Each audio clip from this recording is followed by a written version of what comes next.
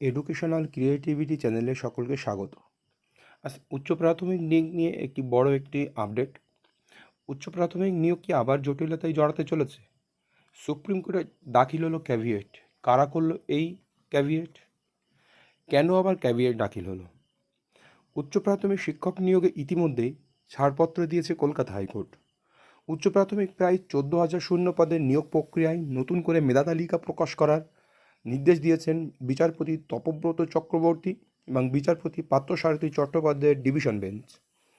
হাইকোর্টের নির্দেশের পরেই নিয়োগের তৎপর করেছে স্কুল সার্ভিস কমিশন।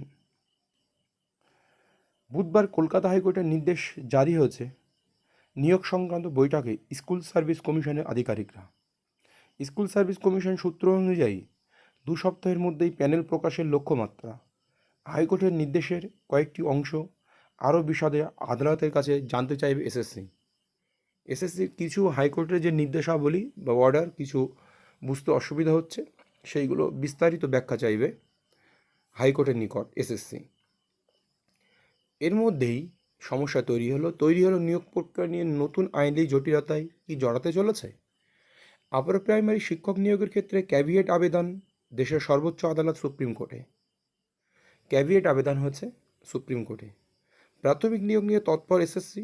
এর মধ্যেই সুপ্রিম কোর্টে ক্যাভিয়েট দাখিল মেধা তালিকায় জায়গা না পাওয়ার চাকরি প্রার্থীদের। ক্যাভিয়েট কি বা কেন হয়েছে, এটা ভয়ানক কিনা সেটা বলবো। প্রসঙ্গত, উচ্চ প্রাথমিক নিয়োগের জন্য এসএসসি টেট বিজ্ঞপ্তি দিয়েছিল 2015 সালের আগস্ট মাসে। সেই সময় 7 থেকে 8 লাখ পরীক্ষার্থী বসেন টেটে। 2015 সালেই ফল প্রকাশ হয় উচ্চ প্রাথমিক টেটের। এসএসসি উচ্চ প্রাথমিক নিয়োগের বিজ্ঞপ্তি দেয় 23/9/2016 তারিখে। 14,339 শূন্য পদে নিয়োগের বিজ্ঞপ্তি প্রকাশিত হয়। 2016 সালে টেট ফল প্রকাশ হয় আর নিয়োগের জন্য ভেরিফিকেশন হয় 2019 সালে। এই নিয়ে একগুচ্ছ অভিযোগ মামলা হয় হাইকোর্টে। অভিযোগ ওঠে ফর্ম ফিল আপ না করেই টেটের নম্বর বাড়িয়ে ইন্টারভিউতে ডাকা হয়েছে, যদিও শেষ পর্যন্ত নিয়োগের পক্ষে রায় দেয় কলকাতা হাইকোর্ট। এখন ক্যাভিয়েট দাখিল করেছে। এখানে মেধা তালিকায় জায়গা না পাওয়া ক্যান্ডিডেটরা ক্যাভিয়েট দাখিল করেছে।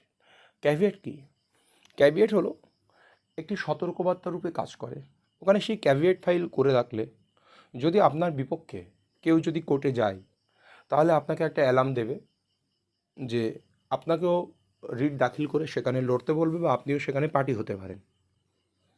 পার্টি হওয়ার জন্য আপনাকে ওখানে একটা সতর্কবার্তা দেওয়া হবে যে যেখানে এক পক্ষে মামলা করে যেন সেই এক পক্ষের রায় না আসে, সেই জন্য ক্যাভিয়েট দাখিল করা হয়। কিন্তু এই যে নতুন প্যানেল আবার প্রকাশিত হবে, এ নিয়েও কি আবার নতুন জটিলতা আসতে চলেছে? সেই ভয়ে কি ক্যাভিয়েট দাখিল সুপ্রিম কোর্টে? এই নিয়ে অনেক প্রশ্ন থেকে যাচ্ছে। এখন দেখার বিষয় যে কমিশন কত তাড়াতাড়ি প্যানেল প্রকাশ করে এই উচ্চ প্রাথমিক দীর্ঘ 10 বছরের বঞ্চনার সমস্যা সমাধান করে, এটাই এখন আমাদের জানার। আটকে আছে নতুন উচ্চ প্রাথমিক নিয়োগ। এই উচ্চ প্রাথমিক নিয়োগ সম্পন্ন হলেই আবার কি নতুন বিজ্ঞপ্তি আসবে, সেরকমটা একটু আশা করা যায়। সেহেতু এই নিয়োগের দিকে তাকিয়ে অপেক্ষারত নতুন প্রার্থীরা। ধন্যবাদ। আমার চ্যানেলে অবশ্যই নতুন হলে চ্যানেলটিকে সাবস্ক্রাইব করে সঙ্গে থাকবেন।